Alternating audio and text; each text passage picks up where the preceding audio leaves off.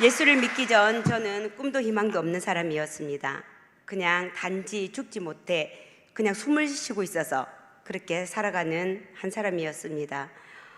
이 좋은 하나님을 만나고 나서 제일 먼저 후회한 것이 왜 진작 만나지 못했을까? 내가 결혼 전에 아니면 더 빨리 하나님을 만났다면 저 지랄 같은 남편도 안 만났을 건데 엄청 후회를 했습니다. 제 남편은 사고로 오른쪽 둘째 손가락과 셋째 손가락이 절단되는 사고를 당했습니다. 절단된 손가락을 들고 살려보기 위해 병원에 입원을 했으며 1년 동안 12번의 수술을 받았지만 결국 마지막 의사 선생님 말씀은 살리고자 하는 끝부분이 썩어 들어간다며 이곳을 절단하지 않으면 나머지 손가락도 쓰지 못한다고 하셔서 저희는 그렇게 6급 장애 판정을 받고 퇴원을 했습니다. 살아보기에 여기저기 치료문을 두드렸지만 돌아오는 것은 낙담이었습니다. 나는 나라를 위해서 그 어렵다는 해병대도 갔다 왔는데 나라가 나를 버렸다며 보상금으로 받은 돈을 가지고 나가 흥청망청 쓰기 시작했습니다. 이곳저곳 기울지 않는 곳이 없었습니다. 룸사롱까지 어찌 그리 잘 놀던지요. 매일같이 부부싸움이었습니다. 아이들의 울음소리가 끊이지 않았습니다. 그때 저희 옆집으로 제가 살고 있는 곳에 항만공사가 시작이 되었는데 그 소장님, 어느 건설회사 소장님 부부가 이사를 오셨고 그 부인이 우리 딸하고 또 그 아이하고 친구여가지고 우린 자주 커피를 마시게 되었습니다. 우리의 사정 이야기를 듣고 소장님이 저희를 초대를 하셨으며 제 남편에게 따끔하게 한마디 했습니다. 당신보다 지금 어렵고 힘든 사람들이 살아가기 위해서 얼마나 노력하고 있는 줄 아냐고. 당신 이거 아무것도 아니라고. 왜 할 수 없는 일을 찾아서 그렇게 낙담을 하냐고. 할 수 있는 일을 찾아보면 널린 게 일이라고. 그 말을 듣고 나서 남편이 저에게 이렇게 얘기했습니다. 가만히 보니까 내가 운전은 잘한다 그러더라고요. 나머지 돈으로 운전해서 취득할 수 있는 면허증, 자격증 다 취득을 했습니다. 저희들이 살았던 곳이 전라도 광양이었습니다. 광양 제철 단지 안에는 지게차가 엄청 많이 필요했습니다. 형부의 소개로 어느 지휘회사에 들어가서 3개월 동안 75만 원의 작은 월급을 받았지만 할 수 있는 일이 있다는 것에 너무 감사하며 일을 열심히 배우기 시작했습니다. 근데 제 남편이 B형의 해병대예요. 그래서 어느 정도 성질이 지랄 같은 줄 아시겠죠. 그래서 저는 B형하고 해병대를 엄청 싫어합니다. 그런데 아들이 B형하고 해병대예요. 장가를 어떻게 보낼지 앞으로도 막막합니다. 그리고 제 남편은 한마디로 공부를 못해서요 머리에 든 게 없는 단순 무식한 사람입니다. 그러니까 생각할 게 없어요. 엄청 단순해요. 대답도 생각하지도 않고 바로 내뱉어 버려요. 그래서 부부싸움을 좀 자주 했었습니다. 지금은 뭐 그러든지 말든지 이러고 쳐다보고 있지만 그때 당시는 그랬습니다.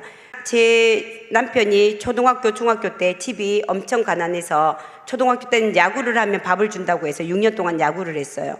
중학교 때에는 펜싱하면 밥을 준다니까 3년 동안 펜싱을 했어요. 그러니까 수업은 어느 정도 안 들은지 아시겠죠? 산수도 잘 못해요.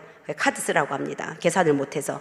그런데 소장님이 제 남편이 일만 갔다 오면 갔다 왔던 회사에서 소장님한테 전화가 오는 거예요. 참 직원 잘 뽑았다. 우리 일을 너무 수월하게 했다. 다음에 내가 부를 때는 그 직원을 꼭 보내주라.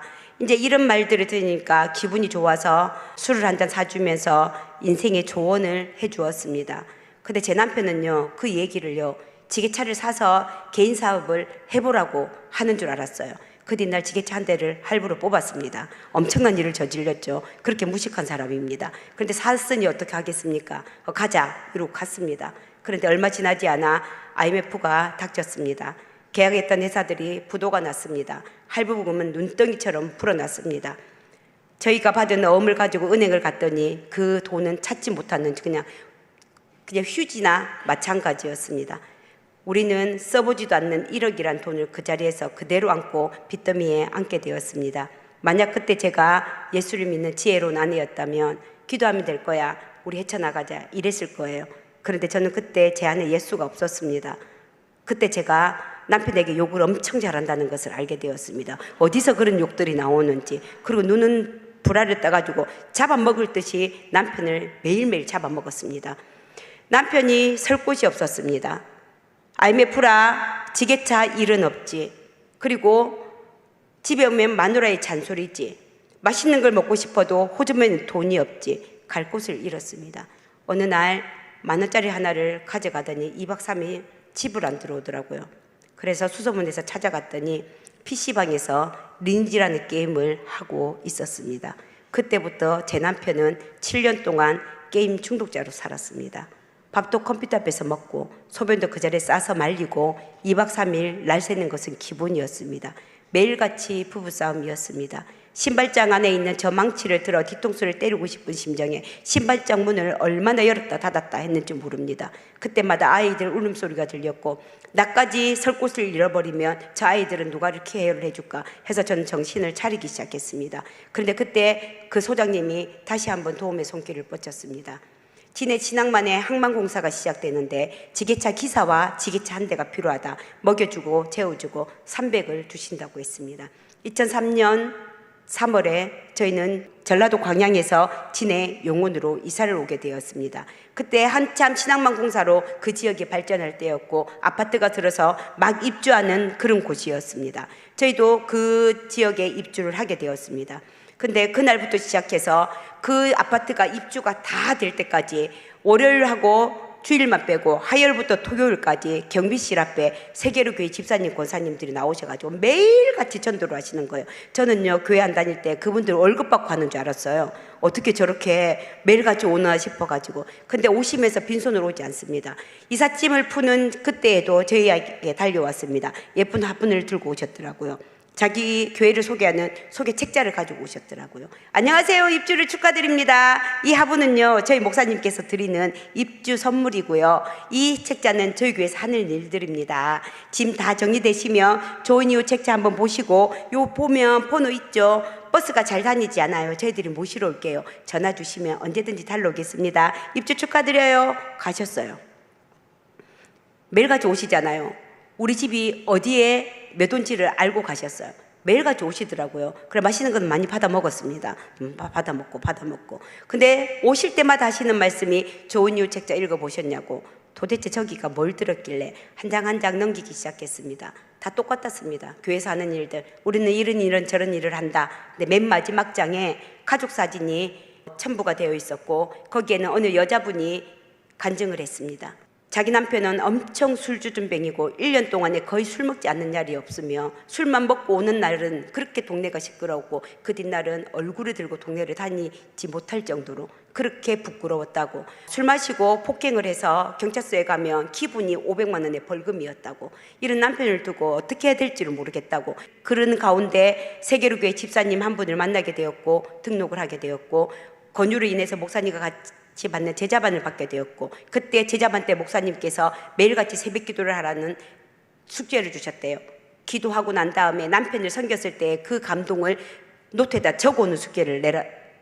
그렇게 꾸준히 했더니 남편이 아내에게 1년 동안 어찌 내가 술을 마셔도 그렇게 변함없는지 난 그 목사가 엄청 궁금하고 그 교회가 엄청 궁금하다 이렇게 해서 따라 나오시게 되었고 그 말씀 한 번에 변화가 되었고 그 이후에 1년 동안 술 친구들을 전부 전도해서 구역장이 되었다는 간증을 보게 되었습니다. 무러무러 교회를 찾아갔고 한 달 동안은 맨 뒤에 앉아 찬양과 말씀만 듣고 집으로 바로 돌아갔습니다. 찬양 한 구절이 저를 위한 구절이었고 말씀 한 소절 한 소절이 저를 위한 말씀이었습니다. 어느 날 한 달 후에 등록 카드를 쓰고 집으로 돌아왔습니다. 월요일 아침 10시가 되었는데 전화가 울렸어요. 안녕하세요. 이번에 구역을 맡게 된 누구누구예요. 부족한 제가 당신을 섬길 수 있는 기회를 주셔서 너무너무 감사드려요. 제가 오늘 댁에 커피를 마시러 가고 싶어요. 저를 초대해 줄 수 있어요? 제가 그때 승질이 좀 더러웠거든요. 눈도 이렇게 찢어지고 인상도 더러웠습니다. 그래서 가만히 들어보니 왜 우리 집에 오지? 이 생각이 들더라고요. 됐어요 하고 전화를 끊었습니다. 그 뒷날 정확히 10시에 또 전화가 왔어요. 어제 됐다 했는데요 하고 전화를 끊었습니다. 3일째 또 전화가 왔어요. 교회 옮겨요. 제가 이렇게 얘기를 했어요. 그러면 목요일은 전화 안 올 줄 알고 그렇게 말씀을 드렸거든요. 목요일날 또 전화가 온 거예요. 금요일날 또 전화가 와요.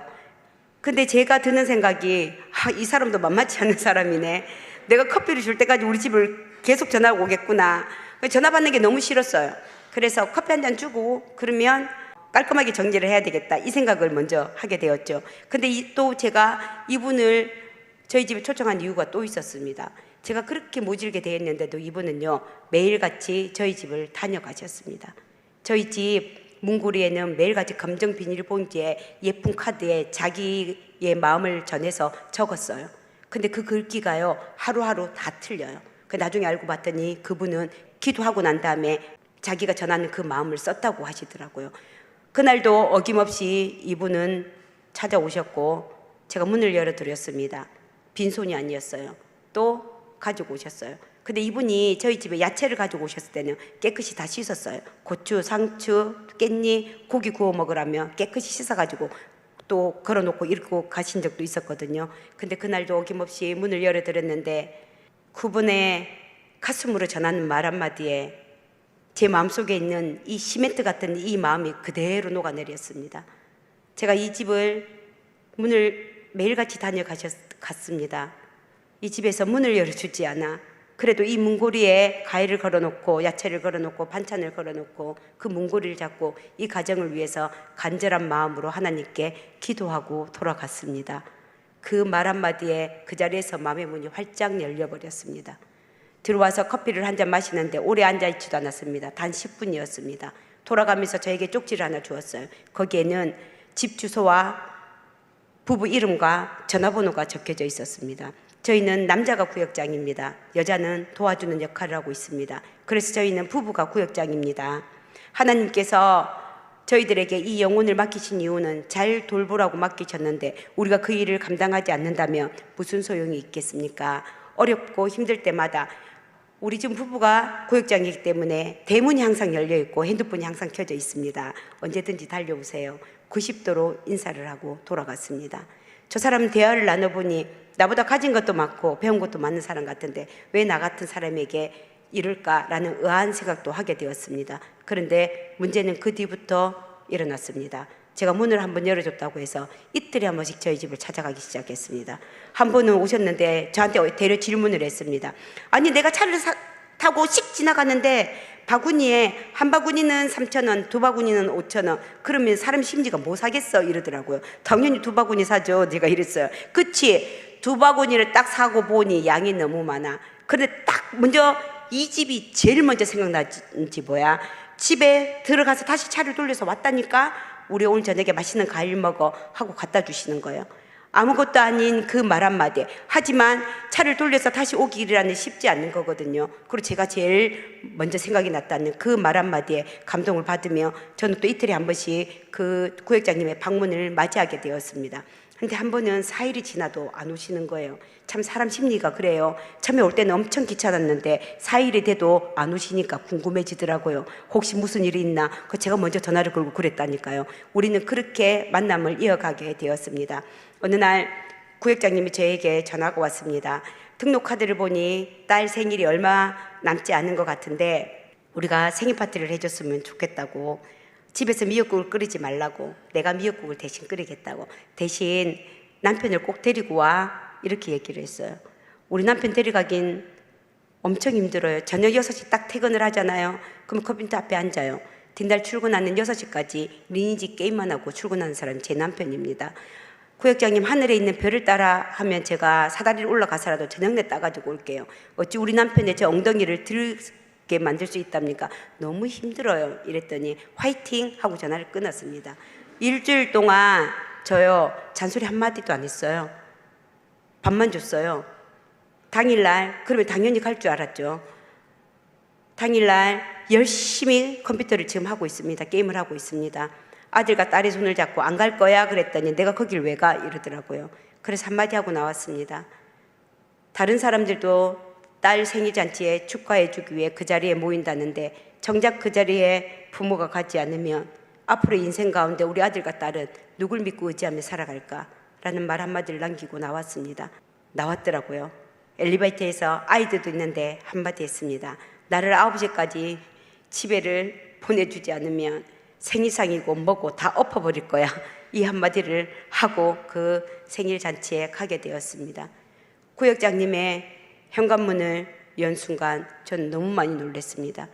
7살짜리 딸아이의 생일이 무엇이라고, 그 상 위에는 한갑잔치에서 받을 만한 상들이, 음식이 놓여져 있었습니다. 그 상을 보는 순간 저 구역장님은 저 상을 차리기 위해서 어제부터 시장을 봤겠구나.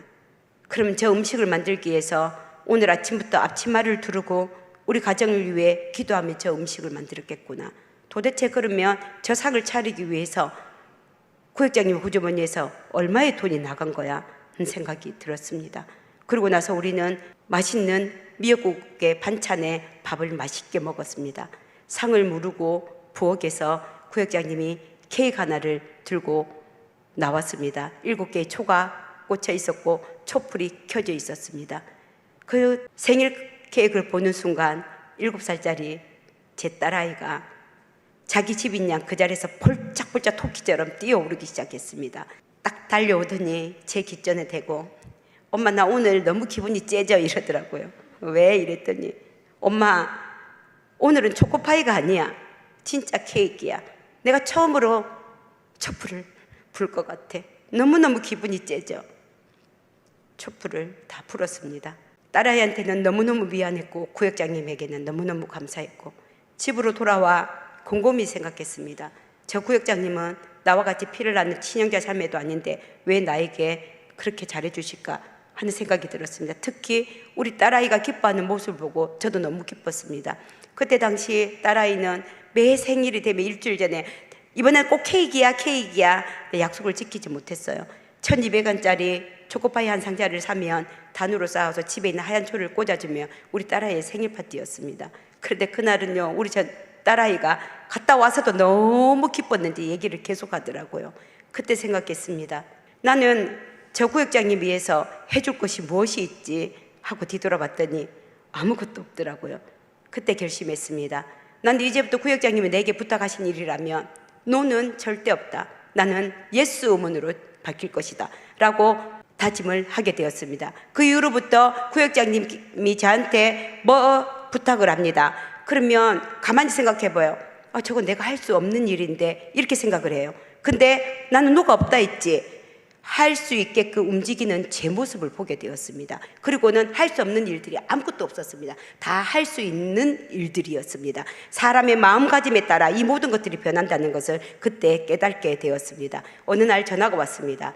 매주 화요일은 정교인 전도의 날인데 뭐해? 이러더라고. 그냥 집에 있어요. 나랑 전도 갈래? 대답은 나 같은 사람도 전도를 해요. 다닌 지 얼마나 되었다고. 이 말이까지 나왔지만 누가 없다고 생각을 했잖아요. 네 갈게요 하고 가게 되었습니다. 그리고 그 전도팀에 합류를 하게 되었습니다. 지금도 저희 교회는 화요일, 목요일, 금요일 전도 특공대가 있습니다. 화요일은 지역을 나누어서 전체가 다 초인종, 가까워 초인종을 누르며 전도 대상자들을 다 만나고 오는 날들입니다. 그러면 만났던 그 소스를 가지고 목요일, 금요일 다시 재방문하는 이런 시스템으로 저희들이 전도를 하고 있습니다. 그 화요일 날도 이제 제가 우리 구역자매가 짝이 된 거예요.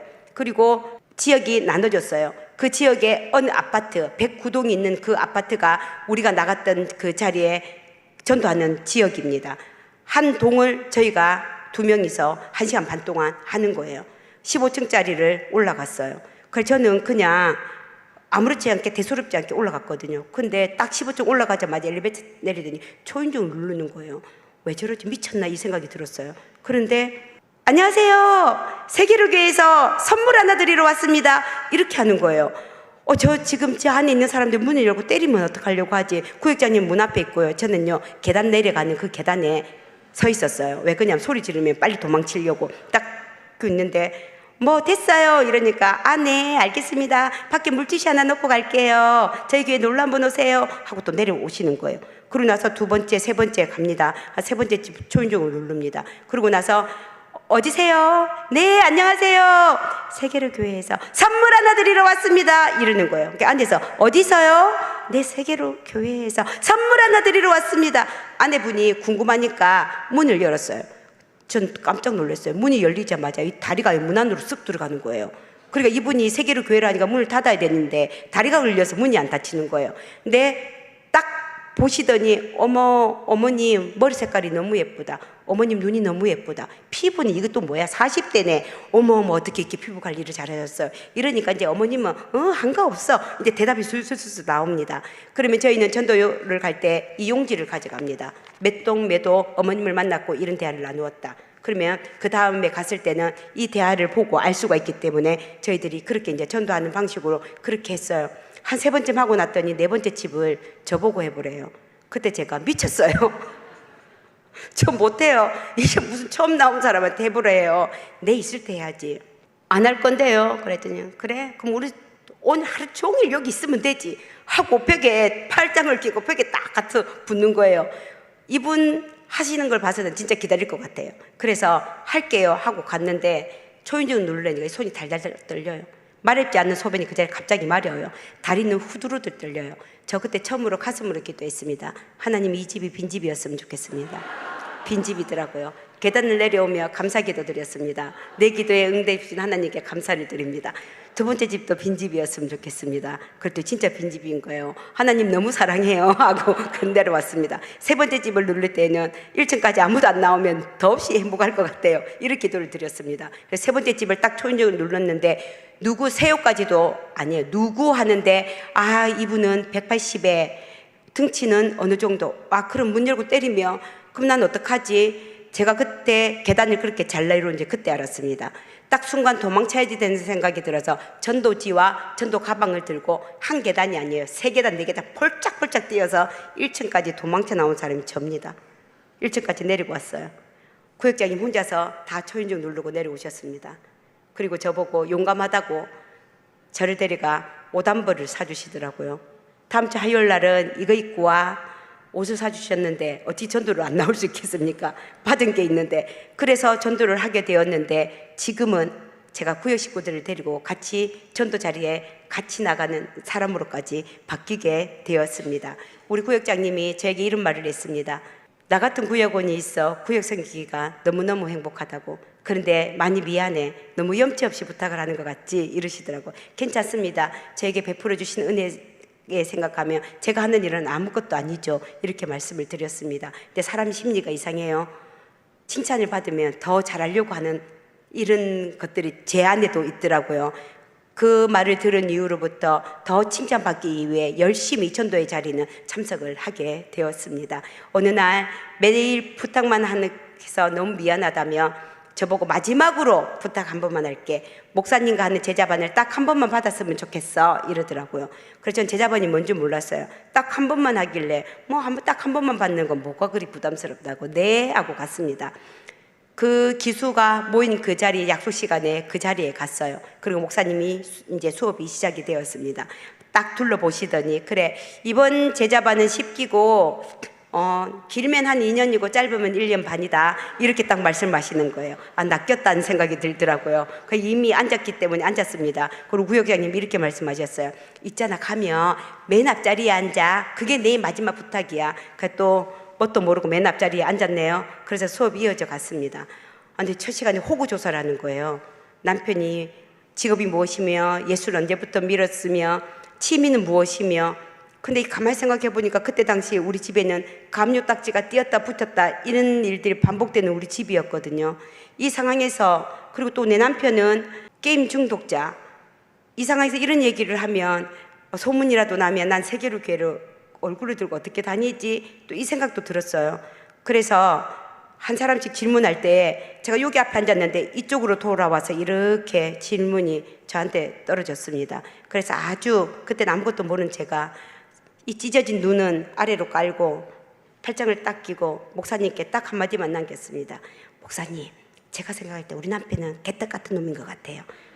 우리 남편에 대해서 저한테는 안 물어보셨으면 좋겠어요. 이게 제 대답이었습니다. 그랬더니 목사님이 한참 수업이 이어져 갔습니다. 근데 갑자기 책상을 2번을 딱 치시는 거예요. 남편이 변하지 않는 것은 아내가 지혜롭지 않기 때문이다. 내가 바뀌지 않으면 세상은 절대로 바뀌지 않는데 꼭 미련한 것들이 변하지 않으려고 지금도 용을 쓰고 있다고 하시면서 저를 딱 쳐다보시는 거예요. 난가? 나한테? 그러고 나서 또 수업이 이어져 갔습니다. 그러다 또 책상을 2번 딱 치셨어요. 아무리 개떡 같은 남편이라도 주님과 같이 섬겨봐라. 변하지 않을 남자가 없다. 남자가 얼마나 단순한 줄 아나? 아무것도 필요 없다. 손바닥도 다 필요 없고 손끝으로 엉덩이 2번 탁탁 쳐주면서 잘한다 잘한다 칭찬 한 번만 딱 해봐라. 힘을 쥐를 들고 따라 나오는 것이 이 남자다. 이 남자도 모르네. 이 바보 축구야 하시면서 저를 뚝딱 쳐다보시는 거예요.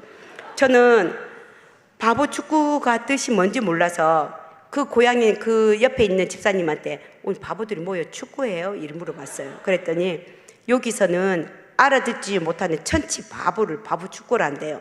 그럼 나는 미련하고 바보 축구고, 딱 이 생각이 딱 드는 순간에 목사님한테 엄청 섭섭했습니다. 저 목사님은 지금 내가 어떤 심정으로 살고 있는지 알아? 죽지 못해 숨을 쉬고 있다는 것을 저 목사님이 알아? 내 형편을 알아? 이런 이제 서운한 마음이 드는 거예요. 그래서 딱 한 번이 끝인 제자반이구나. 나는 이 제자반 절대로 못 받겠다. 이 생각이 딱 들었습니다. 그러고 나서 수업이 다 끝났어요. 제일 먼저 나왔습니다. 쏜살같이. 저희가 받았던 곳이, 교육받았던 곳 3층이에요. 다다다다 3층에 딱 내려가는데 그 3층 꼭대기에서 김종희 부르는데요, 쓰지 않고 난대요. 목소리가 얼마나 이염이 있는데.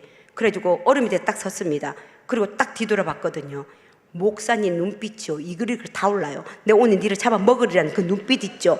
막 이랬는데 제가 기가 죽어서 고개를 푹 숙이고 있었습니다. 그때 목사님이 한마디 하셨습니다. 1년을 고생해서 평생을 편하게 살고 싶어? 아니면 평생을 이 모양 이 꼬라지로 살고 싶어? 가슴을 망치로 맞은 것 같았습니다. 1년을 고생해서 평생을 편하게 사는 방법이 있었는데 왜 아무도 나에게 그런 방법을 가르쳐주지 않았을까? 라는 생각이 딱 드는 순간 제가 살았던 날들이 필름처럼 탁탁탁 지나가면서 맨 마지막에는 지금의 제 모습이 그 자리에 서서 있었습니다. 그리고는 내가 살았던 인생들이 다 헛된 것이었구나 라는 생각이 들었습니다. 저는 6살 때 엄마가 돌아가셨습니다. 7살 때 아빠는 재혼을 하셨고요. 8살 때 남동생이 생겼습니다. 그 이후로 3살 터울로 여동생이 생겼습니다. 그 어느 누구도 너는 이 집에서 이렇게 살아야 되라고 저한테 가르쳐 준 적이 한 번도 없었습니다. 7살짜리 그냥 그 아이 혼자 그 집에서 살아나는 방법을 터득을 했습니다. 그냥 내 눈에 먹고 싶은 것이 있어도 저거 먹고 싶어요 말하지 않는 것이 살아가는 방법인 줄 알았습니다. 양말에 구멍이 나서 학교 가서 신발을 벗으면 구멍이 난 양말이 그대로 나와도 저 양말에 구멍 났어요, 양말 하나 사주세요, 이거 말하지 않는 것이 그냥 제 스스로 그 자리에서 잘 살아가는 방법인 줄 알았습니다. 그렇게 살아갔었습니다. 그리고 우리 집이 그렇게 힘들고 어려워도, 우리 언니가 그렇게 부자로 살아도, 집에 쌀토리 떨어져도 얘기하지 않는 것이 저는 그냥 잘 살아가는 방법인 줄 알았습니다. 그런 이 미련한 제가 거기에 서 있는 모습을 딱 보는 순간 저도 정색을 하고 목사님께 질문했습니다. 1년을 고생해서 평생을 편하게 사는 방법이 있다면 목사님, 저는 1년을 고생하겠습니다. 제가 어떻게 할까요? 다른 거 필요 없다. 내일부터 새벽 제단을 쌓아라. 가셔버렸어요. 그리고 어깨를 툭툭 쳐주시면서 네가 기도의 자리에 나오면 나는 반드시 너를 위해서 기도할 것이다. 그날 저녁 한 번도 해보지 않는 새벽 기도를 작정했습니다. 매일 새벽 2시에 잠이 들다가 11시에 잠이 들었습니다. 얼마나 긴장을 했던지 1시간에 한 번씩 깨더라고요. 3시에 눈을 떴을 때는 지금 잠들면 못 일어나겠구나 해서 차를 끌고 교회를 향했습니다. 우리 집에서 교회까지 7분이라는 거리가 있는데 그 차 안에서 그 7분 동안 갑자기 드는 생각이, 새벽을 깨우기가 이렇게 힘이 드는구나. 그럼 매일같이 새벽을 깨워 기도하는 사람들은 도대체 뭐야? 아무것도 모르는 제 입술에서 기도가 나왔습니다. 그 사람들에게는 우리에게 보는 복보다 2배를 더 주셔야 되겠네요. 이렇게 기도를 드렸습니다. 본당문을 딱 잡자마자 또 무식이 용감하다고 저는 작정을 했습니다. 저는 이렇게 힘들게 어렵게 새벽을 깨웠는데 10분씩 기도하고 가면 제 손해일 것 같아요. 저는 오늘부터 남편이 세워질 때까지 매일같이 2시간씩 기도하겠습니다. 작정을 했습니다. 말씀을 들었습니다. 불이 꺼졌습니다. 음악이 들립니다. 다른 사람들은 기도를 합니다. 근데 너무 죄송하게 저는 기도하는 방법을 몰랐습니다. 그래서 가슴을 그때 쳤습니다. 아이고, 기도나 해보고 2시간을 작정하지, 니 뭐 한다고 2시간을 작정해서, 그럼 난 7시까지 뭐 할래? 제가 이제 질문을 하는 거예요. 가져갔던 담요 돌돌 말아 베개를 만들어 장이 얼마나 좋습니까? 누워서 알람 울릴 때까지 잤어요. 어느 날은 제 코 고는 소리에 깨요. 그래서 집으로 가고 또 집으로 가고, 일단 기도할 줄 모르지만 2시간씩 기도를 한다 했길래 잠자는 걸로 기도를 대신했습니다. 한 일주일 지나고 나서 또 오는 그 7분간의 그 차 안에서 하나님 정말 죄송합니다. 제가 말씀을 듣고 주여 주여 부르면서 기도할 줄을 모르는군요. 근데 저는 말씀을 읽을 줄 압니다. 그래서 오늘부터는 말씀을 읽겠습니다. 신약 구약이 어딘지도 모르고 말씀을 읽긴 읽어야 되겠고, 그러면 어디서부터 말씀을 읽을 거냐 하면 딱 폈을 때 제일 먼저 나오는 장부터 말씀을 읽어가기 시작했습니다. 말씀이 끝나고 불이 꺼지고 음악이 들리고 딱 펴서 핸드폰 불빛을 딱 피웠는데 제 눈에 보이는 것이 주기도문이었습니다.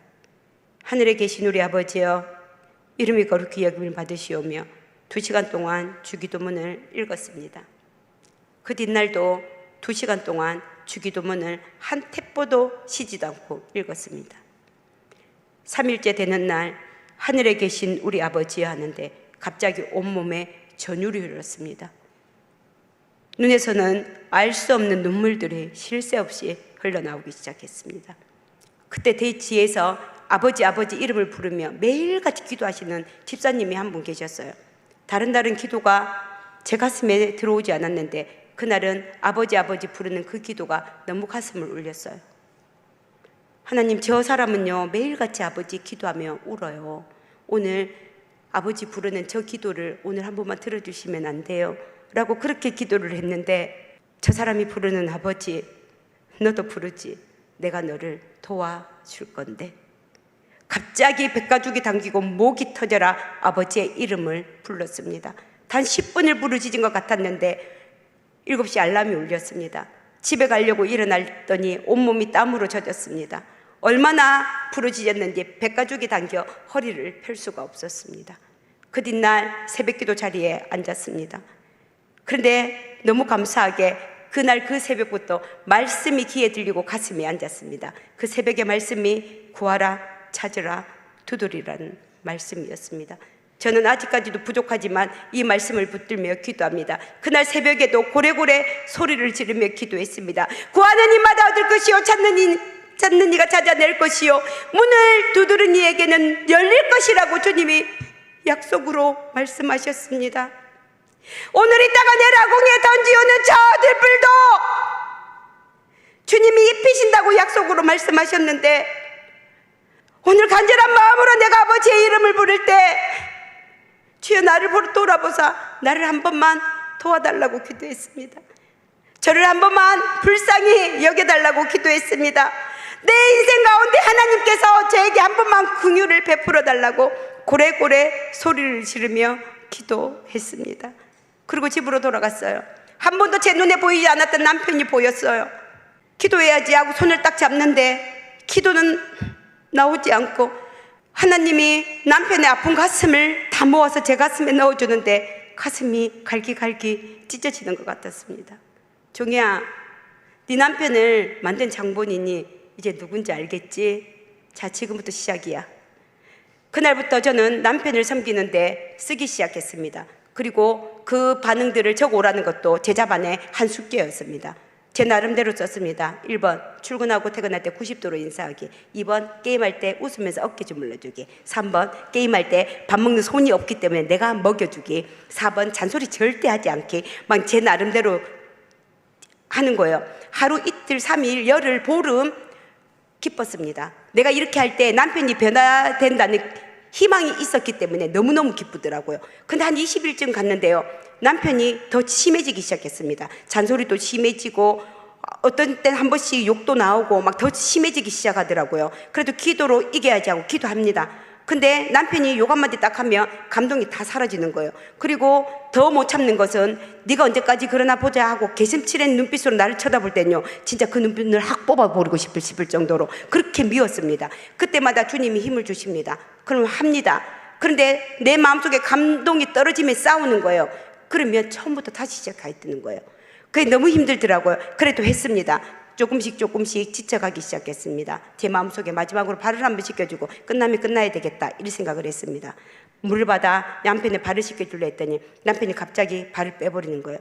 온 물이 제 몸에 튀었습니다. 저는 무릎을 꿇고 있는 상태, 남편이 제 뒤통수를 보고 있는 상태. 종이야, 애들 어른들 말씀에 사람이 변하면 죽는데 네 하는 꼬라지를 보니까 죽을 날을 받아놓은 것 같아. 그래서 내가 네한테 마지막으로 부탁을 하는데 내일부터 하재도 말고 생명보험 설계사들을 다 불러 모아. 그리고 최대한 사망보험금을 최대한 넣어. 그리고 네가 죽고 나면 아이들이라도 살아야 될 거 아니가. 이렇게 딱 얘기를 하는데 뚜껑이 열렸습니다. 여기까지구나. 그럼 나도 그동안에 섬겼던 거 너무 내가 억울하고, 난 네 일을 오늘은 내가 코뼈를 부러뜨리든지 멍을대게 이빨을 부러뜨리든지 난 하나를 부러뜨려야 되겠다 이 생각에 주먹을 꽉 쥐었습니다. 주먹도 그냥 쥐었습니까? 요걸 딱 하나 빼가지고 이렇게 딱 쥐어. 이제 치고 끝내려고. 그런데 제 고개가 안 들려지는 거예요. 남편이 내 머리를 누르나 했더니 남편 손은 그대로 있는 겁니다. 그때 제 입술에서 하늘에 계신 우리 아버지요, 그리고 차를 끌고 교회를 향했습니다.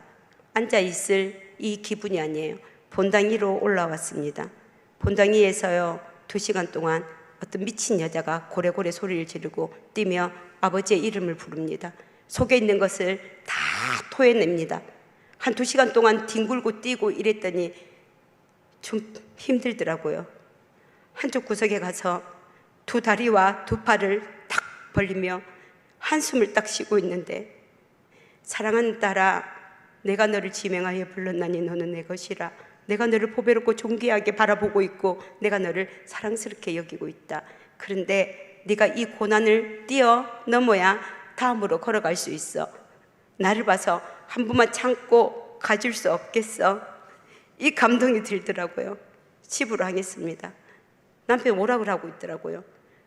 근데 속에서 또 천불이 나요.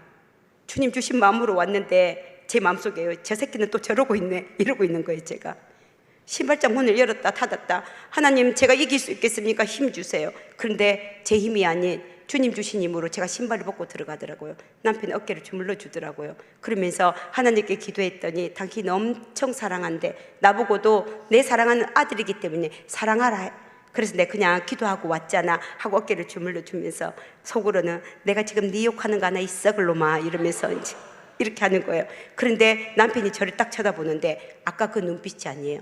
눈빛이 선하게 바뀌었어요. 종이야, 아까 내가 했던 말 너무 미안해.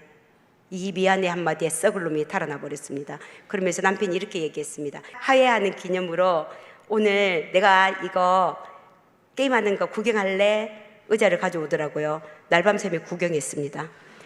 오늘 저녁에도 구경하라고 할 것 같아서 컴퓨터를 켜서 목사님이 하시는 말씀 한도 시도 빠뜨리지 않고 다 적었습니다. 남편은 게임 얘기를 하고 저는 목사님 말씀을 얘기하고 우리는 한 곳을 바라보더만 다른 얘기를 하며 저녁 내 날밤을 세웠습니다.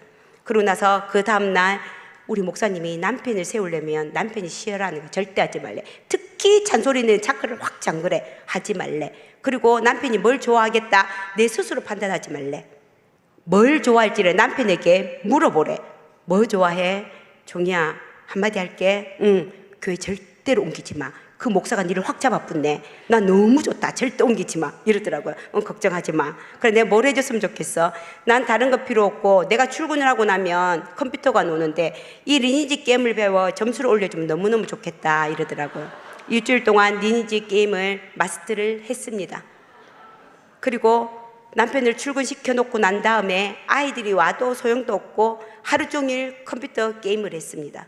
그 첫날 딱 컴퓨터를 시작해서 조금만 더 하다가 남편이 퇴근을 했어요. 그때 나의 남편이 왜 미쳤는지를 알겠더라고요. 아, 요거 조금만 더 하다 이렇게 됐구나. 근데 집이 엉망인데도 전 남편이 소리 지를 줄 알았어요. 신발을 벗고 콧노래를 부르며 저에게 오더라고. 이제 우리 집 바뀌었습니다. 제 어깨를 주물러 주더라고요. 이때까지 네 모습을 본 모습 중에 이 모습이 제일 아름다워. 평생 보여주고 살았으면 좋겠어. 걱정하지 마. 그리고 남편이 집 청소, 우리 남편이 음식 잘 만드는 줄 그때 알았습니다. 아이들 목욕도 엄청 잘 시키더라고요. 그래서 우리 집은 바뀌었습니다. 시간이 지났지만 제 남편 마음속에 저러다가 게임 중독자 되는 거 아니야? 이 걱정을 했다 하더라고요. 나중에 들어보니까. 그래서 우리는 바뀌어서 제가 게임 점수를 올리고 남편은 이제 집안일을 하며 서로 이제 잘 시간에 교대를 하고 이렇게 해서 게임을 열심히 점수를 올렸습니다. 어느 날 제가 남편에게 캐릭터가 3개인데 왜 하나밖에 안 키워? 내가 2개 키워서 일주일 안에 하나하나 전부 다 30씩 올려줄 테니까 교회 한번 갈래? 이랬더니 오케이. 데리고 갔어요. 그 다음에 48에서 50 올리기 엄청 힘든 거 알지? 응, 알아. 근데 그거 일주일만 올려준다. 갈래? 오케이. 데리고 갔습니다. 그래가지고 수시로 이제 따라다니는 거예요. 가랑비에 옷이 졌습니다. 올 때마다 물어봅니다. 야, 아침 일찍 간 사람하고 저녁 오후 늦게 간 사람은 일당이 똑같아. 성경은 거짓말쟁이야. 이러면서 하나하나 이제 트집을 잡기 시작합니다. 그럴 때마다 목사님하고 통화를 하게 만들어 주었습니다. 좀 더 나아지기 시작하더라고요. 한 10번쯤 갔다 오더니 이제 됐지? 이러더라고요. 그래서 제가 마우스를 던졌습니다. 나도 됐지? 이랬거든요. 마우스를 딱 잡아 닦더니 평생 따라다닐 때 네가 점수만 올려달라 하더라고요. 그래 오케이 해서 우리는 또 이제 데려가기 시작했습니다. 어느 날 오전 예배를 다 마치고 강구 시간에 내일부터 종교인 특별 새벽 기도입니다. 온 가족이 와서 은혜 받는 시간 되세요. 아이들 옷 입을 필요 없습니다. 그냥 있는 대로 담요에 싸서 데리고 오면 됩니다. 그래서 그날 목사님이 선포를 하셨고 그날 저녁에 집에 와서 제가 남편에게 특별 새벽 기도 기간 동안 다 안 가도 된다고 했습니다. 나를 따라 첫날만 딱 한 번만 가주면 당신이 원하는 컴퓨터 2대로 게임하게 해준다 했습니다. 하나는 자동으로 24시간, 하나는 수동으로 24시간. 우리 집 돈 없잖아. 걱정하지 마. 전세금이 1,000만 원이나 돼. 500만 원 동생한테 빌려서 왔어. 그 500만 원 빼서 가장 좋은 걸로 사줄게. 이렇게 얘기를 했어요. 제가 이 말을 할 때에는 뭐 그래 그래도 어느 정도 정신이 있는 사람이라면 안 그래도 돼. 이 말을 제가 원해서 했던 말이거든요. 그날 제 남편이 지금부터 새벽기도 자리에 가 있으면 내일 새벽에 컴퓨터가 오나? 이리 물어보더라고요. 아, 미쳐도 단단히 미친 사람이구나 이 생각이 들었습니다. 그러고 나서 그 뒷날 새벽에 남편을 데리고 갔습니다. 저는 너무나 감사하게도 제자반 때 통역자 가정 2가정을 만났습니다. 한 분이 저하고 같은 나이고 이 친구는 중학교 때부터 예수를 믿었는데 친구를 전도하기 위해서 토요일 저녁에 친구들을 다 데리고 와서 집에서 밥을 먹이고 그 뒤날 친구들과 같이 교회 갔던 친구였습니다. 그 친구 하루는 전화가 왔습니다. 자, 금요일 저녁 10시부터 우리는 새벽 3시까지 철야 기도다. 수첩하고 볼펜을 가지고 온나? 수첩하고 볼펜을 가져갔습니다. 10년 안에 우리가 어떻게 변해가 될지 기도 제목을 써라. 썼습니다. 새벽 3시까지 기도했습니다. 그러고 나서 그 다음 날도 그 다음 주도 모이는 시간에 똑같은 기도 제목이지만 그 수첩에다 또 적었습니다. 그래서 기도를 했습니다. 저는 그날 그 새벽에도 하나님께 이렇게 기도했습니다. 하나님, 제 남편 데리고 왔어요. 제가 부족한데요. 점심 한 끼를 먹으며 아침 저녁으로 남편을 위해 고래고래 소리를 지르며 기도했습니다.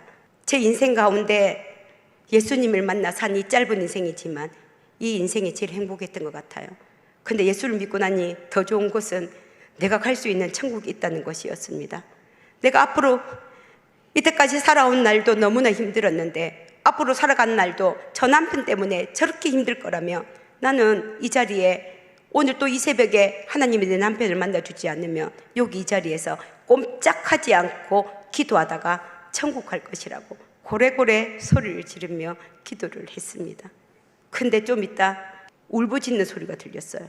그래 봤더니 남편이 눈물 콧물 침을 쏟아내며 또 고래고래 소리를 지르며 기도를 하고 있었습니다. 집으로 돌아가는 길에 제 손을 잡으며 나 같은 놈을 만나게 해서 너무너무 미안하다고 했습니다. 나 같은 놈을 기다려줘서 너무너무 고마워. 종이야, 내가 아빠가 4살 때 돌아가신 이후로 내가 이 나이 되도록 내 입술로 아버지의 이름을 부른 적이 단 한 번도 없어. 내가 처음으로 아버지 이름을 큰 소리로 불러봤거든. 이 이름이 이렇게 좋은 줄 몰랐어. 나 이 이름 평생 부르면 살래. 나 좀 도와줘. 네가 그 하는 새벽 작전기도 나도 하고 싶어. 내일부터 내가 너를 따라다닐게. 우리는 그 뒷날부터 40일 작전기도를 하게 되었습니다. 40일 동안 남편은요 술도 끊었어요. 근데 게임은 못 끊더라고요. 그런데 조금씩 줄이기 시작했습니다. 나중에는 일상적인 그 게임이 취미로 변하게 되었습니다. 40일에 우리 남편이 그렇게 변화가 되었습니다. 저희 목사님께서 하시는 말씀이 네가 그렇게 새벽 기도를 열심히 하다 보면 하나님께서 내게 감동을 줄 것이고 감동 줄 때 남편을 섬기기 시작하면 내가 보건대 니는 그 승질로 하게 되면 네 남편 3개월이면 교회 나온다. 6개월이면 변화되고 1년 안에 반드시 너희 가정은 기적 같은 일들이 일어날 것이다. 이렇게 말씀하셨거든요. 진짜 남편이 3개월 만에 교회를 나왔어요. 6개월 만에 변화가 되었어요. 11개월 만에 변화된 저희들에게 구역장이라는 귀한 직분을 감당할 수 있도록 하나님께서 은혜를 베풀어 주셨습니다. 구역장은 되었어요. 구역 식구 아무도 없는 거예요. 목사님 불러갔습니다. 12가정을 저에게 두셨어요.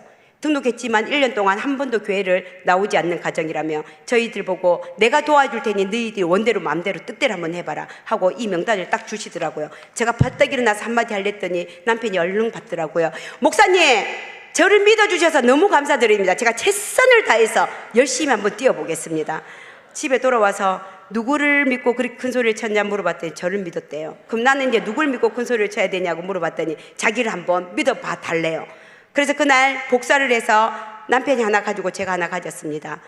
이분들의 명단을 보면서 얘기를 나누며 그동안 구역장님이 우리에게 얼마나 베풀어 주었는지를 간증을 하게 되었습니다. 그랬더니 남편이 입술에서 제가 그런 말이 나올 줄 몰랐습니다. 그러면 값없이 받았으니 우리는 값없이 줘야 되네. 그럼 부족하지만 내가 기도 한번 해볼게. 우리 열심히 한번 해보자. 그리고 새벽마다 아이들 이름까지 부르며 12가정을 위해 기도하고 돌아왔습니다. 한 2주일쯤 되었을 때 목사님 선포되는 말씀이 한 사람을 알게 되면 30번을 찾아가라. 30번을 찾아가도 되지 않으면 100번을 찾아가라. 100번을 찾아가도 되지 않으면 끝까지 찾아가라. 때를 얻든지 못 얻든지 전하는 것이 하나님의 명령이고 우리는 그 명령만 따르면 된다. 남편이 이 말씀을 딱 듣더니 아침에 밥 먹고 출근하면서 종이야, 오늘 우리 그러면 이 12가지 신방을 한번 해보자 이러더라고요. 그래서 니도 그 구역장님이 뭐 카드 쓰고 이랬다며 니도 한번 해봐. 근데 여보 돈이 없어 이랬거든요. 내가 오늘 지게차 3만 원 벌어놓을 테니까 점심때 가지러 와 이러더라고요. 점심때 3만 원을 가지러 갔습니다. 과일 한 박스를 사서 12봉지 담았습니다. 한 가정 한 가정 이를 부르며 기도하며 거기다 카드에 마음을 적었습니다. 저녁을 먹고 8시에 아이 2명을 앞세워 12가정을 신방했습니다. 문을 열고 반갑게 맞이해 준 가정은 딱 한 가정, 11가정이 문을 열어주지 않았습니다.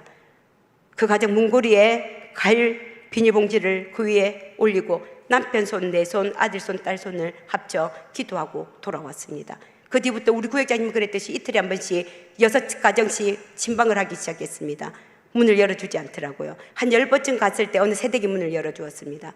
집사님, 전화 벨이 울리고 초인지만 눌려도 가슴이 철렁철렁해요. 내가 이러다가요 노이로제가 걸릴 것 같아요. 그래서 제가 다른 건 필요 없고 집사님께 요거 커피 한 잔 드리고 그리고 우리 집에 안 왔으면 좋겠다 해서 제가 문을 열어주었습니다.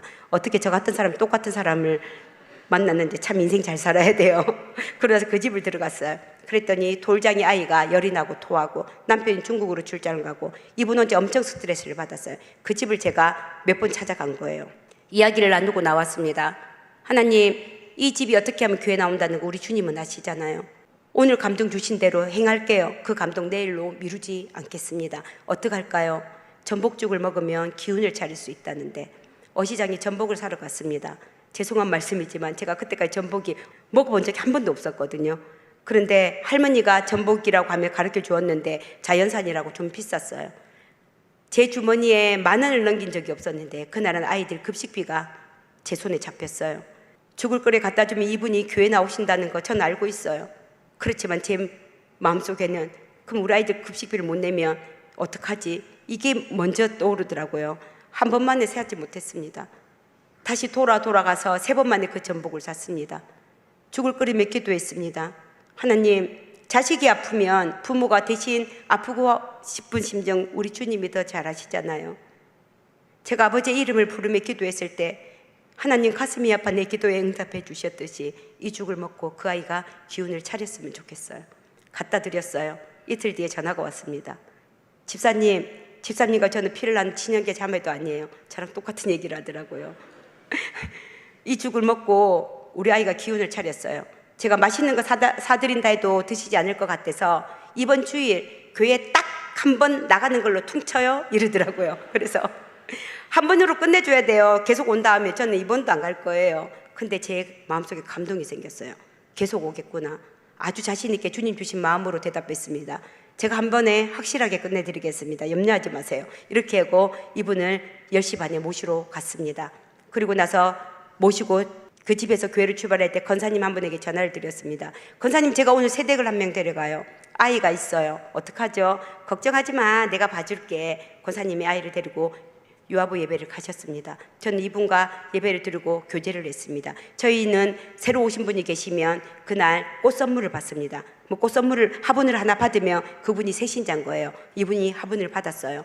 지나가는 우리 집사님, 권사님들이 본인이 먹으려고 가져왔던 과일이며 커피며 이분을 대접해 주기 시작했습니다.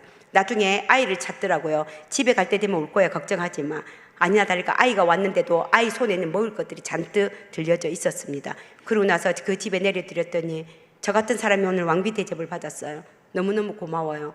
그런데 제가 또 다음 주에 한 번 더 가야 될 것 같아요. 왜요? 이랬더니 우리 아이를 봐준 그 권사님 때문에 감사해서 예배에 한 번 더 참석을 해야 될 것 같아요. 걱정하지 마세요. 제가 또 모시러 오겠습니다 하고 집으로 올라가셨습니다. 이틀 뒤에 이분이 전화가 또 왔습니다. 커피를 마시는 가정이 있는데 교제하다가 이야기를 했더니 그 교회가 엄청 궁금하다고 가고 싶다고 하는데 데려가도 돼요? 이거 실례 아니에요? 하고 전화가 온 거예요. 실례 아니에요. 10분도 괜찮고 100분도 괜찮아요. 제가 이렇게 말씀을 드렸습니다. 그리고 전화를 끊었어요. 주일까지 시간이 너무 많이 남았습니다. 목요일날 식사 대접을 해드리기로 했습니다. 목요일 아침 출근하는 남편에게 오늘 밥을 먹어야 되는데 5만 원 이상이 필요하니까 아침에 2탕을 띄웠으면 좋겠다고 했더니 2탕을 띄어가 전화가 왔더라고요. 6만 원 있으니까 가져가라고. 6만 원을 가져와가지고 식사 대접을 해드렸습니다. 집으로 돌아갈 때 이분들에게 전화번호와 주소를 물어봤어요. 안 가르쳐 주시더라고요. 근데 옆에 있는 이분이 괜찮아, 가르쳐줘도 해서 이분들의 주소와 전화번호를 제가 받았습니다. 토요일 아침이 되었는데 걱정이 되는 거예요. 모시고 간다는 기쁜 마음 반, 안 오시면 어떡하지? 불안한 마음 반. 왜 그러냐면 제가 처음에 예수 그리스도를 믿었을 때 처음으로 한 번에 갑자기 주일날 막 가고 싶어지고 그런 적이 없더라고요. 비가 오는 날은 비가 와서 가지 말까 이런 생각도 든 때가 있었거든요. 혹시 이분들이 이렇게 마음이 바뀌지 않을까 걱정이 되더라고요. 그래서 제가 좀 운영하는 집사님께 전화를 드렸습니다. 집사님, 제가 저녁에 케이크를 찾으러 갈게요. 가장 맛있는 걸로 8시까지 2개 만들어주세요. 그리고 남편에게 그날은 엄청 뺑뺑이로 돌렸습니다. 그 케이크를 찾기 위해. 그래서 그 돈을 가지고 찾아가지고 이 2집을 방문했습니다. 저희 목사님께 이런 분이 오신다고 말씀을 드렸더니 그렇게 귀하신 분이 다 오신다냐며 너무 감사하다며 케이크를 갖다 드리라고 했어요. 근데 그냥 주시면 얼마나 좋아요. 숙제를 내주셨어요. 케이크 맛이 어떤지는 내일 목사님께 와서 꼭 말씀해 달라고 했어요. 만약에 이 케이크 드시고 안 오시면 제가 다 먹은 줄 알아요. 그러면 저 구역장 잘려요. 한 번만 도와주세요. 도장 찍고 막 새끼 손가락 걸고 별짓을 다 하고 오게 되었습니다. 그리고 그 뒷날 이분들도 모시고 가게 되었습니다. 저희 목사님께서 이때까지 저희들에게 이런 분이 오시지 갖다 드려 선물 사준 적, 돈 준 적 한 번도 없습니다. 하지만 저희들이 목사님의 이름으로 섬기잖아요. 근데 이분들은요, 목사님의 이름으로 섬겨 목사님에게 받아먹은 것이 한국에 2개 또 많다 보면요, 이분들은 교회 나오고 싶어서 나오시는 게 아니라 얼굴도 모르는 목사님이 나에게 선물을 줬기 때문에 인사는 한번 하러 가야지 하고 그냥 오시는 거예요. 7번을 넘기지 못하시더라고요. 근데 그 중에 앉아있다가 말씀을 듣고 변화된 사람은, 그 자리에서 예수를 믿겠다고 결단하신 분은 10명 중에 7분이 그렇게 되니까 우리는 이 방법을 무지일이 넉넉할 때는 좀 종종 씁니다. 그래서 우리는 이 방법을 또 그분들에게 갖다 드렸습니다. 이분들을 교회에 모시고 오고 그 다음에 기도하는데 주님은 제게 감동을 주셨어요. 진짜 내가 알고 있는 한 사람만 잘 섬겨도 주위에 있는 모든 사람들이 전도 대상자라는 것을 가르쳐 주셨습니다. 정구역 모임이 있는 날 기도했습니다. 하나님, 우리 집에서 32명이 모여서 저는 언젠가는 예배 드릴 걸 제가 믿기 때문에 오늘 아무도 오지 않을 걸 알지만 30인분을 하겠습니다. 우리 식구들끼리 구역 모임을 했어요. 음식을 12봉지 쌌어요. 다 걸어 들었습니다. 문자를 보냅니다. 부족하지만 맛있게 드세요 하고 문자를 보냅니다. 한 3개월이 되니까 새댁 3명이서 집사님 걸어놓기 힘드시죠? 우리가 먹으러 왔어요. 아이들 6명을 데리고 왔더라고요. 그래서 한 3개월 만에 20명이 모였습니다. 6개월 만에 32분이 진짜 모였어요. 그 중에 세례식이 있었는데 11분이 예수를 믿지 않더라고요. 11분이 하나님을 만나는 기적 같은 역사를 맛보게 하셨습니다. 이렇게 해서 구역을 분가를 했어요. 목사님에게 구역 식구 없어요 했더니 그 왜 나한테 달라 해? 네가 전도해서 만들어야지. 그리고 땡 했습니다. 구역 식구와 함께 전도하기 시작했습니다. 1년이 되어서 또 분가를 했습니다. 이렇게 해서 부족하지만 지금까지 8개의 구역을 분가할 수 있도록 주님께서 은혜를 베풀어 주셨습니다. 전도하는 방법, 섬기는 방법 따로 있는 것이 아니었습니다. 무조건 찾아가서 교제하고 그들의 필요를 채워주고 기쁠 때 함께 웃고 슬플 때 함께 울어주는 것이었습니다. 전도는 누구나 할 수 있는 것이며 하나님을 가슴으로 만난 사람이라면 누구나 전할 수 있다는 것을 깨닫게 하셨습니다. 만나는 사람을 주님 섬기듯이 그렇게 섬기면 그들의 마음을 감동시키는 사람은 내가 아닌 바로 우리 주님이었습니다. 베풀 때 그들은 많고 적음을 보지 않았습니다. 베푸는 사람의 마음을 보았습니다. 이틀에 한 번씩 6집을 신방을 했어요. 근데 또 6집을 신방을 해야 되는데 제 호주머니에 3,000원밖에 없더라고요. 그래서 하나님께 3,000원 가지고 누구 집을 갈까요? 이렇게 기도를 드렸어요. 근데 저희 장로님이 두부를 만드시는데 1,500원인데 전도 한다면 1,000원에 줘요. 근데 커요. 하나를 사면 2끼를 먹을 수 있어요. 세모를 사서 반으로 나눴습니다. 6가정 하나씩 갖다 주면 똑같은 멘트였습니다. 된장국을 끓이려고 했더니 두부를 샀어. 근데 두부가 너무 크잖아. 누구하고 나눠 먹을까 이랬더니 이 집이 제일 먼저 생각나서 똑같이 6집이 그렇게 멘트로 갖다 드렸습니다. 분명히 그들은 두부의 칼자국을 보았음에도 불구하고 제 마음을 받아 주었습니다. 우리의 섬김은 보잘것없는 이런 작은 섬김이지만 위대하신 우리 하나님은 이 작은 섬김 하나하나를 모아 하나님의 나라를 이루어 가셨습니다. 저희 목사님 항상 하시던 말씀이 힘든 가운데서도 아낌없이 베풀고 열심히 섬기고 또 섬기면 복을 받는다. 힘들다 어렵다 하지 말고 그 시간에 나와 기도 한번 해봐라. 사람들이 비가 오고 눈이 오고 바람이 불어도 회사는 반드시 나간다. 일한 만큼 한 달 뒤에 월급을 받는다는 믿음이 있기 때문이다. 하나님께 기도하면 다 들어주시는데 기도하지 않는 이유 중에 하나는 내가 주여 주여 부르면서도 그 하나님을 믿지 못하기 때문이다.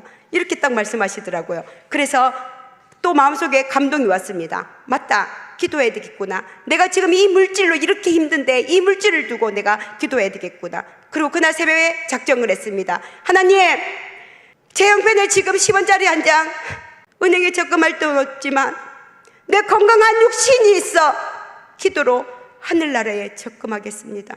내가 오늘 아버지의 이름을 부를 때 제 목소리가 들리시거든 하늘에 있는 제 통장에 10만 원씩 입금시켜 주세요. 만기는 제가 정해요. 3년 정합니다.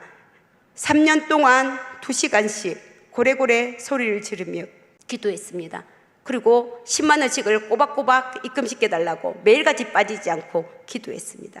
진짜 3년 만에 우리가 가지고 있는 1억이란 부채를요 주님의 방법대로 다 갚아 주셨습니다. 하나님은 언제나 우리에게 귀를 기울이시며 우리의 작은 신음에도 응답해 주셨습니다. 2006년 7월 저는 갑자기 감기가 들고 열이 나기 시작했습니다. 동네 병원에서 치료를 받았는데 열이 떨어지지 않는 거예요. 그래서 피검사를 했는데 백혈구 수치가 이염 수치 1000개를 넘기지 못한다며 큰 병원으로 가라 했고 저는 부산에 있는 보건병원에 8월 1일 날 입원을 했습니다. 모든 검사 결과 급성 혈액암 말기 진단을, 그것도 말기 진단을. 의사 선생님, 제 남편에게 이런 환자들을 볼 때에 항암 치료를 거듭해야지 2년 동안 살 수 있지, 안 그러면 3개월 안에 대부분 사망한다. 핸드폰 안에 있는 모든 사람들에게 전화를 해서 마지막 인사를 나누게 해라. 제 병실은 줄을 섰습니다. 사람들이 인사하기 시작하는 거예요. 그리고 나서 이제 마지막으로 목사님이 오셨습니다.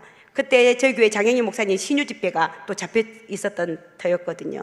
근데 목사님이 오셔서 병실 문을 확 여시자마자 웃으시면서 저한테 와서 종희야, 네가 나보다 예수를 늦게 믿었는데 네가 먼저 천국을 가는 이 기쁜 일에 축하해 이러시더라고요. 그래서 제가 웃으면서 얘기했습니다. 제가 딱 천국 가서 기다리고 있는데 목사님 너무 늦게 오시면 안 돼요. 바로 따라오셔야 돼요. 제가 이렇게 말씀을 드렸어요. 그리고 가시면서 한마디 하셨습니다. 먼저 교회에 암 환자가 치유를 받았대. 이때 너의 믿음을 하나님께 확실히 보여줘. 기다리고 있을게. 집회 당일날 외출증을 끊으러 갔습니다. 의사 선생님 남편에게 지금 당신 아내의 몸속에 적혈구, 의사들이 말하는 똘똘이 수치는 거의 제로 수준에다가 백혈구 수치를 정상인을 8,000개까지 볼 때 당신 아내의 오늘 피검사를 했는데 백혈구 수치가 200개밖에 되지 않는다고. 어느 의사가 미치지 않고 외출증을 끊어주냐고. 나도 예수를 믿는 사람이다. 하지만 치료도 굉장히 중요하다. 병실로 돌아온 남편은 어떻게 할 거냐고 물어보더라고요. 그래서 제가 남편에게 나는 내가 가장 사랑하는 하나님 앞에 가서 죽고 싶어. 나를 교회를 데려다줘. 남편이 입고 있는 추리닝을 벗어 병원복과 닌게를 감추었습니다. 남편이 딸기 다라를 들었습니다. 교회까지 오는 45분 내내 남편 한 손은 운전대를, 한 손에는 이 딸기 다라를 바구니를 제한테 내토하면서 왔습니다.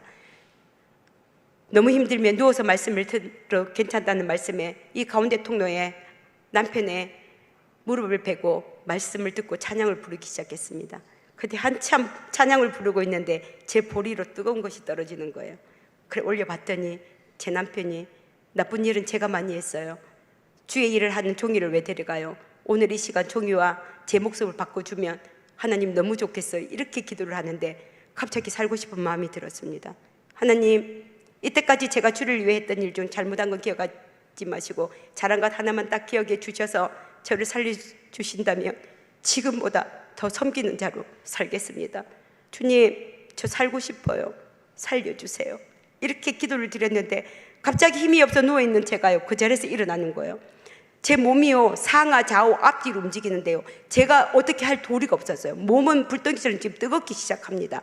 그런데 기전에 종이야 이제 다 나았다 라는 음성이 들렸어요. 그래서 딱 봤더니 다들 기도하고 있는 거예요. 그때 저희 온 성도님들이 저를 위해 일주일 동안 한 끼 금식 기도를 하고 있을 때였거든요. 모두들 다 저를 위해 기도해 주는데 다 나았다라는 주님의 음성을 듣게 되었습니다. 그리고 나서 모든 집회, 이제 집회가 그 뒷날이 새벽이 마지막 집회였어요. 장영희 목사님은 제 머리 위에 손을 얹고 기도하셨으며 예수의 피로 제사함 받았음을 가슴으로 고백하라고 했습니다. 병원에 들어가 또 남편의 무릎을 베고 잠이 들었어요. 천장에 축구공만한 공 같은 게 불덩이가 빙빙 돌다가 제 가슴에 툭 떨어졌어요. 너무 놀라서 일어났습니다. 근데 그날 저녁에요, 불이 너무 뜨거워서 견디기 힘들 정도로, 그래서 해열제를 먹기 위해 체온을 재었는데 체온은 정상인 거예요. 8번의 체온을 쟀는데도 체온은 다 정상이었습니다. 뒷날 피검사를 했는데요, 400개로 올라갔어요. 일주일 만에 2700개가 되었어요. 퇴원을 했습니다. 외래 진료를 받았습니다. 2차 항암 치료에 들어가기 위해 외래 진료를 일주일에 한 번씩 받았는데요, 4주 동안 외래 진료를 받았는데 다 수치가 너무너무 좋아지는 거예요. 4주 때 받았을 때는 모든 수치가 정상 범위 안에 다 들어온 거예요. 의사 선생님께서는 이 수치로 봐서는 우리는 완치 판정을 내린다. 근데 아직 5년이 지나지 않았기 때문에 관리에 들어가야 된다. 몸이 이상하면 6개월에 한 번씩 이제 피검사를 하자 해가지고 그 세월이 벌써 17년입니다. 건강한 모습으로 지금 이 자리에 이렇게 서 있습니다. 제 몸속에 이 모든 나쁜 피들을 태워주시고 제게 새 생명을 주신 우리 하나님께 이 모든 영광을 올려드립니다. 사진 한번 주시겠어요? 이게 첫날 병원 갔을 때 자지 못하게 했습니다. 저 수치가 떨어지면 사망할 수도 있다고 해서 다음요, 도망쳐서 나와서 이제 집회가 끝날 때인데 제가 저렇게 말씀을 들었습니다. 그 다음요, 하나님이 만지신 분 나와서 간증하라길래 제가 나가서 간증을 하고 있습니다. 그 다음요, 그리고 나서 들어가서 1차 항암 치료를 받고 일주일 만에 퇴원을 했습니다. 머리가 다 빠져서 제 빡빡머리로 밀었습니다. 그 다음요, 집에 와서 3개월 동안 남편이 제 손발이 되어서 이렇게 같이 해 주었습니다. 이 모든 것들을 세상의 잣대로 바라보았다면 이루어지지 않을 일들입니다. 잠언 16장 9절 말씀처럼 사람이 마음으로 그 길을 계획할지라도 그 걸음을 인도하시는 분은 우리 주님이었습니다. 저도 여기까지 인도해 주셨습니다. 사춘기 시절 고3 때 엄마가 너무 보고 싶어 소주 한 병을 마시고 농약병을 딱 집으려고 했을 때 나를 키워주신 우리 할머니가 너무 들어오지 않아 주야 주야 부르는 소리에 포기를 했습니다. 결혼하는 때 심한 우울증에 아파트 8층에서 떨어져 죽을까 하는 생각에 난간에 진짜 다리를 올려 아래를 쳐다봤는데 너무 낮은 거예요. 떨어져 죽으면 그만이지만 병신이 되면 누가 나를 거두어주지 하는 생각에 포기를 했습니다. 그때 예수를 믿지 않았다면 저는 죽은 목숨입니다. 근데 그 이후 예수님을 만났습니다. 저를 변화시켜 주었어요. 그래서 남편이 변화되었습니다. 가정을 회복시켜 주었습니다. 경제도 회복시켜 주시고 죽을 수밖에 없는 저도 살려주셨습니다. 힘들고 어려울 때 하나님과 가까워질 수 있도록 우리를 인도하시고 시편 40편 2절 말씀처럼 나를 기가 막힌 웅덩이와 수렁에서 끌어올리시고 내 발을 반석 위에 두사 내 발을 견고하게 하신 하나님께 보답하는 방법은요, 말씀 안에 순종하는 것임을 알게 하셨습니다. 제가 사실 병원 입원했어요. 보증금을 내놨는데 전 재산이 10만 원도 안 되었어요. 보험이 하나도 없었습니다. 1억이란 부채는 우리를 꼬리표를 달고 다녔어요. 저 아내는 혈액암 말게, 저 집에 살 소망이 없어. 사람들은 이렇게 얘기했습니다. 하지만 우리는 아침 저녁으로 그냥 원목실에 가서 아버지의 이름을 부른 것밖에 없었습니다. 그랬더니 병원비도 다 마련해 주셨어요. 기운을 차리는 3개월 동안에 주님께서는 최상의 것으로 최고급의 것으로 입혀주시고 먹여주셨습니다. 이렇게 내게 베풀어 주신 우리 하나님께 나는 드릴 것이 무엇이 있나 생각을 해봤더니 없더라고요. 그래서 내게 베풀어 주신 하나님이 너무 감사해서 아까 빡빡머리 보셨죠? 그 빡빡머리로 17년을 전도하며 그렇게 살았습니다. 제가 빡빡머리로 다니면서도 여자를 포기했어요. 그렇지만 부끄럽지 않는 이유 중에 하나는 하나님이 내 아버지였기 때문이었습니다. 마태복음 이 모든 것들의 지나가는 이 세월 속에 하나님의 은혜가 아니면 아닌 것들이 너무나 많았습니다. 이때까지 제게 베풀어 주신 모든 은혜에 하나님께 감사를 드리며 이 모든 것들 다 하나님의 은혜로 지금 자리 잡고 있습니다. 저는 섬김을 받았던 믿음 생활보다 바쁘게 섬겼던 믿음 생활에서 하나님을 가슴으로 만나는 시간이 너무나 많았습니다. 마태복음 6장에 보면 너희를 위하여 보물을 땅에 쌓아두지 말라. 거기는 종과 동록이 하며 도둑이 구멍을 뚫고 도둑질하느니라. 오직 너희를 위하여 보물을 하늘에 쌓아두라. 거기는 좀이나 동록이 해하지 못하며 도둑이 구멍을 뚫지도 못하고 도둑질도 못한다고 했습니다. 내 보물이 있는 그곳에 내 마음도 있다고 하더라고요. 이 세상은요, 아무리 많이 가지고 아무리 많이 배워도 길어야 100년이라고 했습니다. 그런데 천국은 우리의 영혼이 산다고 하더라고요. 먼 훗날 내가 천국 문을 밟았을 때 주님이 저를 보며 뛰쳐나와 종이야 너는 거기서 뭐하다 왔어? 이렇게 물으시기 전에 저를 보자마자 뛰쳐나와 나를 꼭 안아주시는 하나님을 만나고 싶습니다. 사실 처음 섬기며 전도할 때 눈에 보이는 것도 없고 잡히는 것도 없어 나의 시간을 투자하는 것이 힘든 것은 아닌가? 내 기도가 옳은 것인가? 내가 가는 길이 맞는 것인가? 의심될 때가 너무 많았습니다. 3년 동안 2시간씩 기도한다고 했지만 제가 3년 동안 2시간씩 온전히 기도한 것은 딱 2년 정도였던 것 같아요. 1년은 거의 잠만 잤습니다. 1년을 기도해도 항상 그 자리, 2년을 기도해도 항상 그 자리, 3년을 기도해도 항상 그 자리였습니다. 그런데 그때마다 주님은 기도할 때마다 감동을 주셔요. 참고 기다리며 기대하며 기도하게 하셨어요. 그랬더니 제가 50년을 살아도 이루지 못할 일들을 단 5년 만에 이루어 주시더라고요. 근데 저는 그냥 주님의 일만 열심히 했다고 생각을 했습니다. 그런데 주님은요, 우리 아이들을 너무 반듯하게 키워 주었습니다. 우리 딸이 26인데 올해 결혼합니다. 배우자는 전도사입니다. 그래서 많은 기도 부탁드립니다. 그렇게 하나님께서는 내가 주님의 일을 했을 뿐인데 우리 주님이 자녀들을 키워주셨는데 저보다 더 잘 키워주셨습니다. 예레미야 33장 2, 3절에 보면 이를 행하시는 여호와 그것을 만들어 성취하시는 여호와 그의 이름을 여호와라 하시니가 이와 같이 이르시도다. 넌 내게 부르짖으라. 내게 응답하겠고 네가 알지 못하고 크고 은밀한 일들을 보여주신다고 했습니다. 이미 정답은 나와 있는데 우리가 이루지 못하는 것들은 부르짖지 않기 때문이라고 말씀하셨습니다. 그래서 부족하지만 저는 이렇게 기도합니다. 한결같은 믿음으로 천국 가는 그날까지 섬기며 살아가는 사람이 되게 해달라고 기도합니다. 믿음도 주님 주신 선물이라고 하셨사오니 내게 다한 믿음을 주시어서 하나님 아버지, 내가 살아야 가정이 삽니다. 가정이 살아야 교회가 삽니다. 교회가 살아야 이 나라 이민족이 삽니다. 이민족이 살아야 세계 만방에 예수를 알지 못하는 곳에 예수를 전할 수 있습니다. 하나님, 부족한 저희들을 통하여서 위대하신 하나님의 나라를 만들어 가게 해달라고 기도하고 있습니다. 우리 함께 기도해서 위대한 하나님의 나라를 날마다 맛보며 살아가는 우리들이 되었으면 좋겠습니다. 지금 서 있는 이 자리에 저는 배운 것도 없고 가진 것도 없는 사람입니다.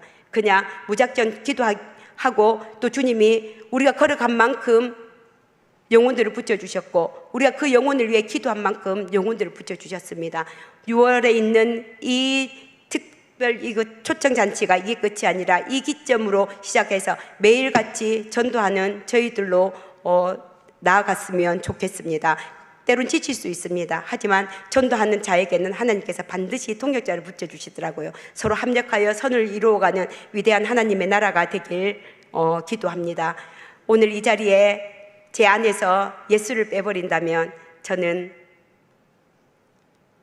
존재 가치도 없는 사람입니다. 부족한 저를 자녀 삼아주시며 주의 일에 이렇게 열심히 할 수 있도록 인도해 주신 우리 하나님께 모든 영광을 올려드리고 부족한 저희가 축복 속에 살게 하신 우리 하나님께 다시 한번 감사를 드립니다. 감사합니다.